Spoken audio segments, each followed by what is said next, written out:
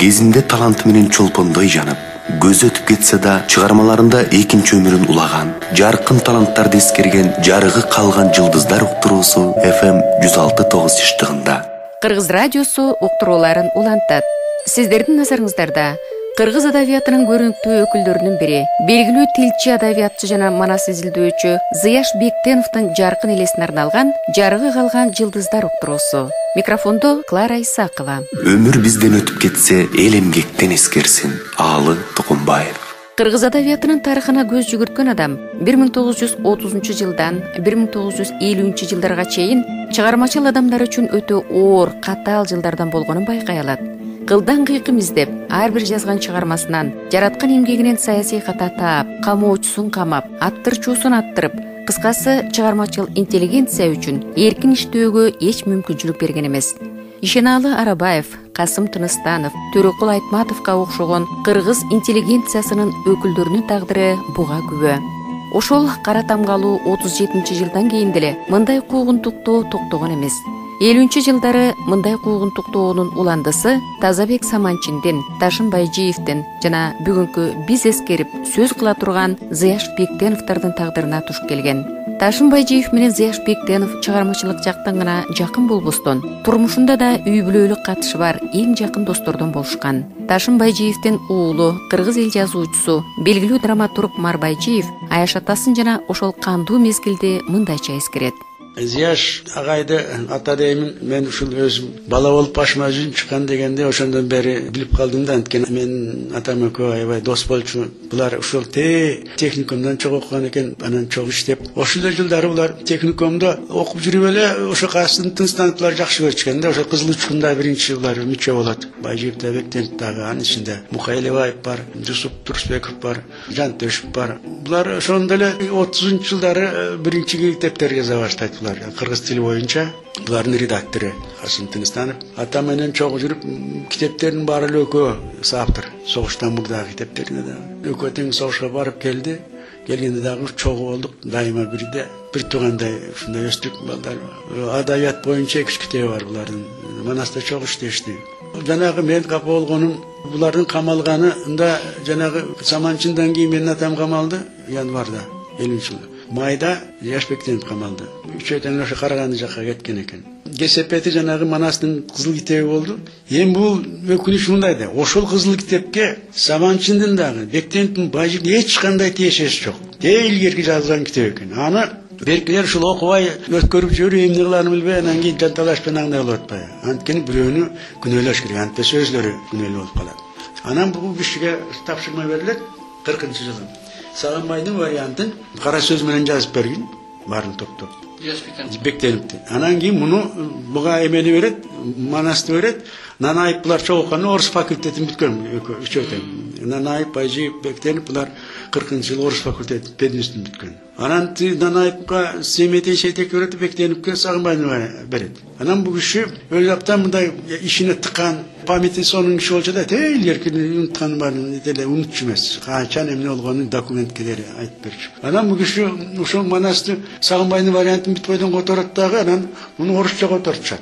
Ошондон тартып мына Жырмунский башкалардын бардыгы жалаң ошол орусча которбосу боюнча тиги жазган статьяларын. Кимиси гана болбосун жанагы винаград бүт ошол Манастын тиги орусча котормосу менен чоң-чоң эмгектер жазат. Анан бул камалганда жанагы буга да табыш керек да. Эми буга койгон күнөөсү мындай да. Оказывается, бул Сагынбайдын варианты самый реакционный турбайбы. Эмне үчүн бул ошол ушуну эме кылат дагы өзүнүн жанагы карашы. Эми бул басмага чыккан эмес бул кишинин котормосу. Лабораторный ишке гана баягы рукопись боюнча да, машинкага басылган ич эмеси мен көрдүм, кийин бирөөнү көчүрүп келдим. Орусча ошол. Для внутреннего пользования деш керек. Баягы эч басылып чыккан эмес басмага. Эми ошону кармалып тур дагы жанагы комиссиялары КГБдан анан бир топ кишиди кошкон экен ичине. Эмне үчүн бул Сагынбай Орозбаков ушундай реакционный болуп атса, орусга каршы чыгып атса, капырларга каршы чыгып атса, Кытайга каршы чыгып атса, бул оңдоп койбойт ошону Бектенов. Демек бу дагы жанагы Касым Тыныстанов, Белек Солтоноевдордун шакирти. Ошондуктан ошондон калтырган дейт. Бул киши койгон күнөө вообще эле мындай айтып айткан акмакчылык. Бул кишинин максаты Сагынбайдын вариант кандай гана болбосун элге окумуштарга жеткирүү. Ошондо Тижермунскийдин жазгандар да бар. Ооба дейт, бу деген мындай ичинде бар. Жанагындай панислы түрк семелер. Бирок ошол кийинки чыккан кошумчалар. Манастын өзүндө мындай жок. Анткени Манас жашаган кезде мусулманчылык болгон эмес. Мындай шарт болгон эмес. Демек бу кийинки келген. 16-17 жылдан кийин кошулган нерселерди жазат да. Заяш Бектенов кандай гана иш жасабасын, педагог катары анын тарбиялык маанисине көбүрөөк көңүл бурган. Мына ушул кыргыз адабияты деген окуу китебине кирген Манас эпосы жөнүндөгү өзүнчө бөлүмдө да окуучулар үчүн тарбиялык мааниси зор жерлерин тандап алып киргизген. Бирок ошого карабастан андагы Кудайчыл Сагынбайды, Улутчул Саякбайды залкар манасчы деп атайсың деген шылтоо менен эл душманы катары куугунтукка алынган. Анан кийин бул жанагы китеби үчүн камалып атпайбек делип дагы тиги Байжиев дагы жанагы кыргыз адабияты. А жерде булардын жазгандары бар. Ошо Сагынбайдын, Саякбайдын вариантын айтып келип, анан булардын мындай жазганы бар. Албетте бул чоң залкар чыгарма, кыргыздын ушундай. Бирок ичинде ошо мына 1000 жылдан бери келаткан соң ичинде кошумчалар бар. Ошол ар бир доордун өзүнүн кошулуп кеткен ошо кездеги саясаттын, эл журттун ой пикири кошулуп кеткен. Ошондой эле кийин мына бар экен панисламизм алар да кошулуп кеткен. Бирок мунун баардыгы кийин келген кошумчалар. Мунун баары алып таштаганда Манас ушундай залкар чыгарма. Анан жана чоң газат боюнча айткандар бар. Чоң газат дейт, бул деген мынакей Манастын негизги айтайын деген ою жанагын айтат да. Манас эл журтун сактап турганда баатыр, жеңилгис, баш келге согуш менен барганда жанагындай ойрон болуп келди кыргыз эли. Анан булар өзүнүн китебинде мени келтирет. Каныкей келип Бакаев бир айтып келет. Ушундай Манас хан болду. Бекин ушунда Каныкейдин ыйлаган жери бар. Кокуйгун анда өлгөн турбай. Батыраак келсин бияка. Мен жаман түш көрүп атам.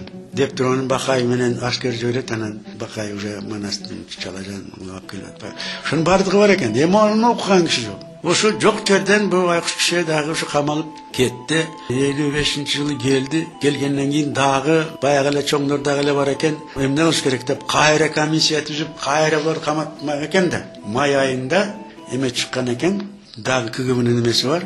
Тияктан бошонуп келди, бирок ошого карабастан күнөөсү бар. Жанагы идеологический жагынан Сагынбайдын варианты боюнча жана китебинде дагы ошо ойдон деп камалат. Анан чочулап бир күнү келсем үрпөй отуруптур коркуп. Эмне десем, аятаңы да камайт окшойт.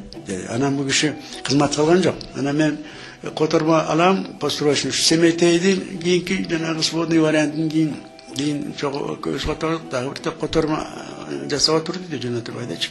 Анан бирок кызмат калган жок. Анан дагы камалмак экен, Кудай жалгап сентябрда булардын иши, Бектеновдун иши каралып, СССР прокуратурадан, Ген прокуратурадан, МВДден, КГБден каралып, бүт акталып, восстановить партия деген эме келип калды, жолубузга камалмак. Ошондон кийин бара кичине көңүл ачылып дегендей, мен ушул 5-курска келип калганда 60-жылы бул кишини дагы Карасаевди дагы анан алды эмеге, ишке, университетке сабак бере баштады. Заяш Бектенов өзүнүн чыгармачылыгынын көпчүлүк бөлүгүн кыргыз рухунун туу чокусу болгон Манас эпосун изилдөөгө жумшаган.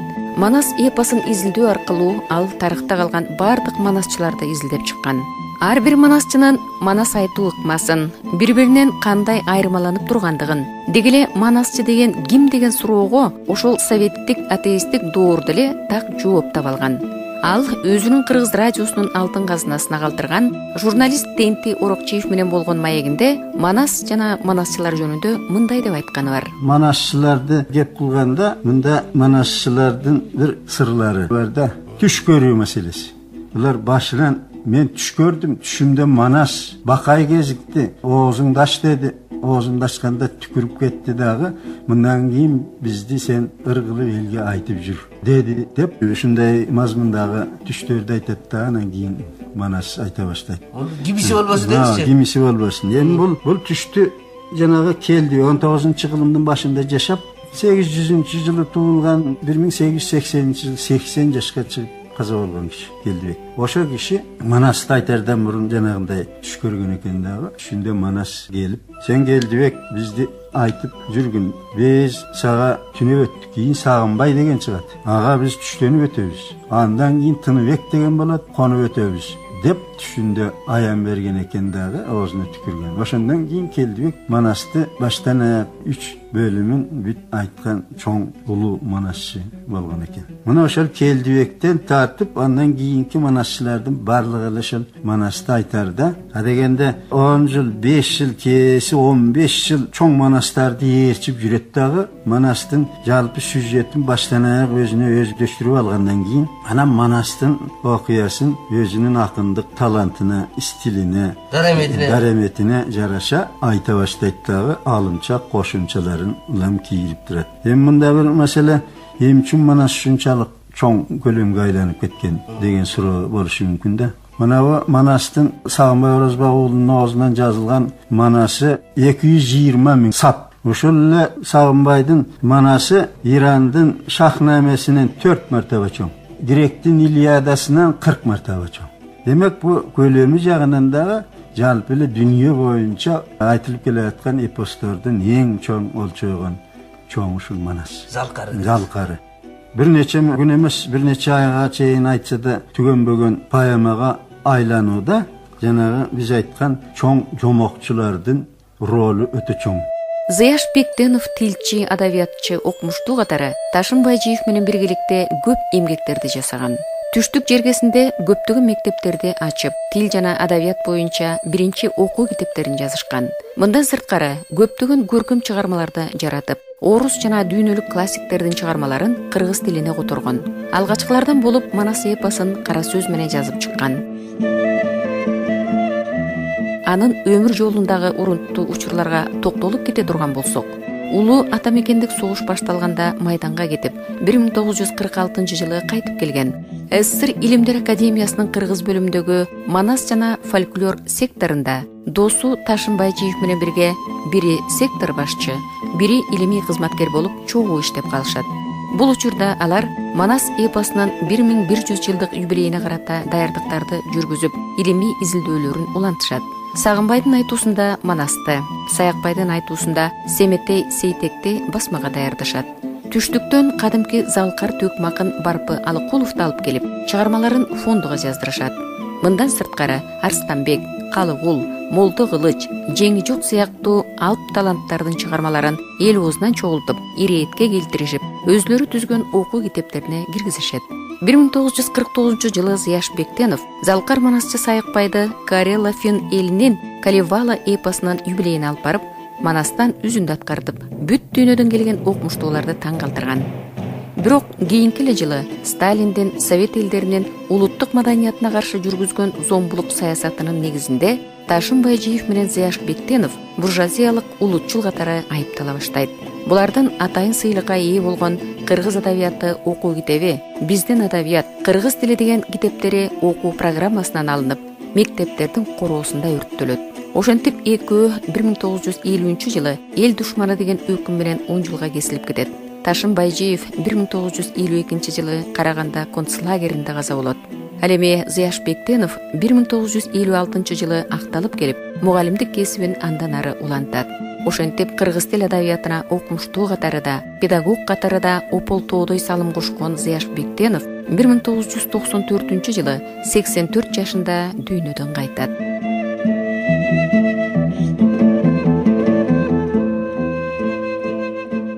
Анын артына калган эмгектери, айрыкча замандаштарым жөнүндө деген эскермелерден турган китеби азыркыга чейин ар бир окуурмандын сүйүктүү китеби катары колдон колго өтүп окулуп келет. Өлүп, бирок жашай берчү өмүр бар. Эсенгул Ибраев. Кымбаттуу радио угуучулар, ушуну менен кыргыз адабиятынын көрүнүктүү өкүлдөрүнүн бири, белгилүү тилчи, адабиятчы жана манас изилдөөчү Зыяш Бектеновдун жаркын элесине арналган Жарыгы калган жылдыздар уктуруусу аяктады. Даярдаган Жаныбек Эсеналиев, режиссеру Улан Солтубек уулу, алып барган Клара Исакова.